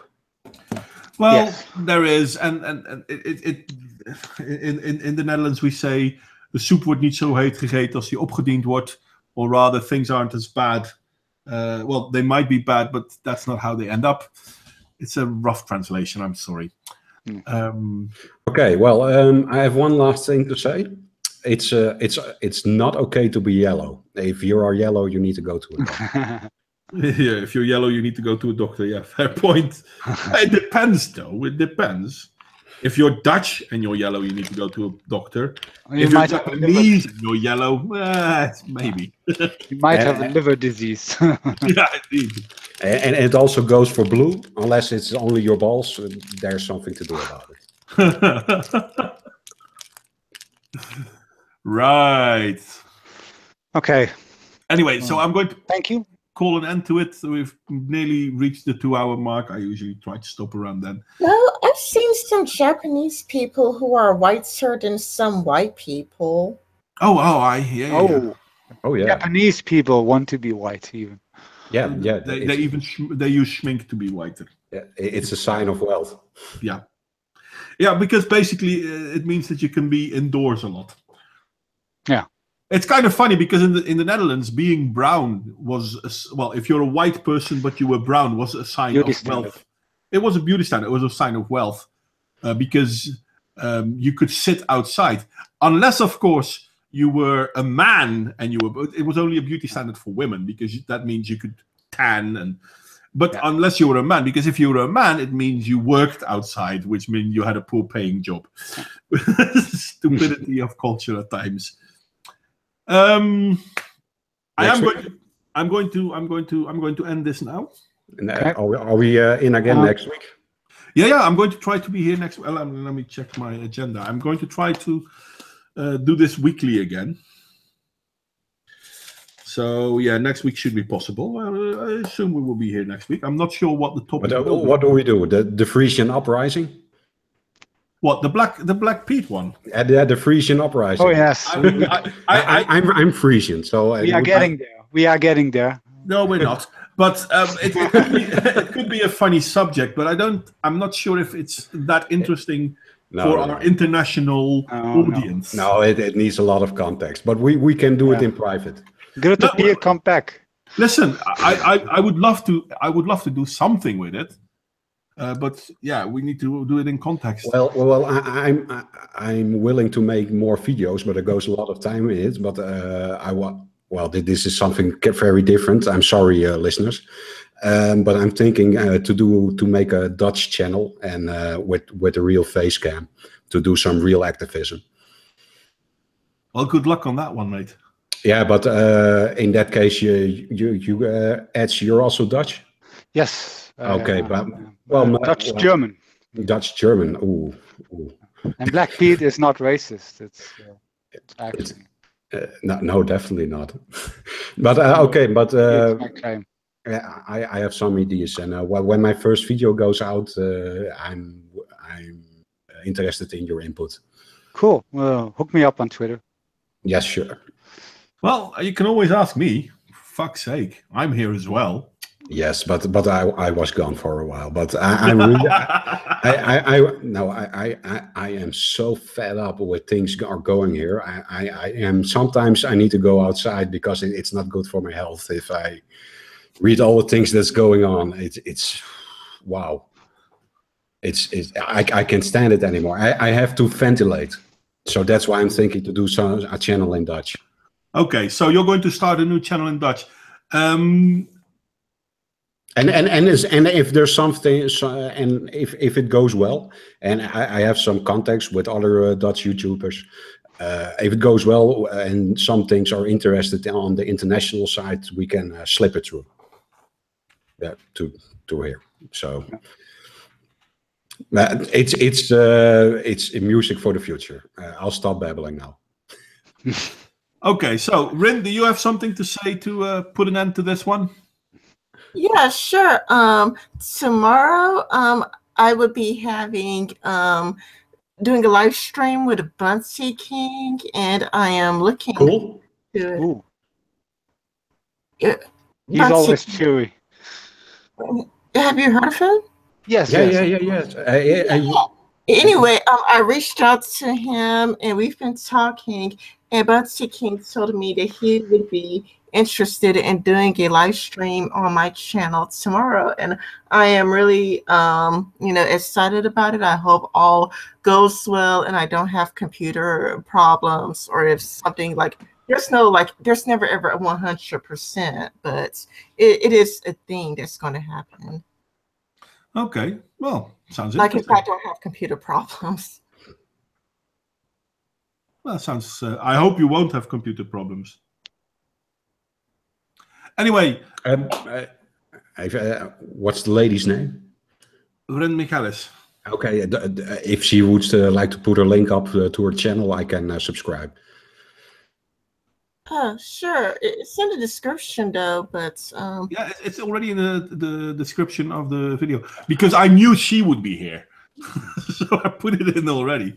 Yeah, it's already in the description of the video, and yeah, check it out. It's me and Bunsy King are doing a live stream tomorrow, and I'm really excited, and I hope I see you all there. I linked it in the group chat in Hangout, by the way, Dick, so you can check. I'm subscribed. You're already subscribed. Yeah, I'm already there. See, there you have it. I'm going to call it an end. I'm sorry that it went a little bit messy in the middle. I'm sorry for that. No worries. We have to agree. I did enjoy our little talk. I hope the people in the chat enjoyed our little talk too. I'm not quite sure what we will be doing next week. So yeah, stick around, find out. Thank you very much all for coming. See you all next time. I know I had something planned, but I forgot it. I'm getting tired. That's old age for you. Thank you very much for coming. Thank you. You can check Edge of Reasons on Minds. I linked his thingy downstairs. I haven't really put Dick's Cheesehead channel in there. I'm not sure. Are you already really active, or are you going to be active? Oh, that's a very good question. 2 channels will be a lot of time, but there's still some interesting videos over there. Yes, I'm gonna put their stuff on there, but it's gonna be more some comedic relief.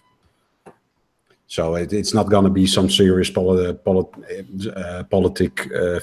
videos anymore, because there goes a lot of time in it, and if I'm starting the Dutch one, it's just too much work. But I have some nice ideas for some comedic relief on there, so there will be more. Well, there will be a link downstairs for Dick's Cheesehead's channel as well then. And with that, I think I'm going to call it quits. Thank you, Carlos. Thank you, Ludicrous. Thank you, Crusader. Thank you, John. Thank you, Davey. Thank you. There were a lot of people there. Come on, let me see. Davey, Carlos. John. Well, thank you, John. Next time you can be back in here, by the way, John. Thank you, Alicia, but you're already gone. And thank you, High Desert Pioneer. Too bad you're already gone, but you were making a few good points. I should have addressed it deeper, whether I agree or not. Thank you everyone for coming. And anyone else want to say bye-bye? Bye-bye. And here we go. Bye-bye.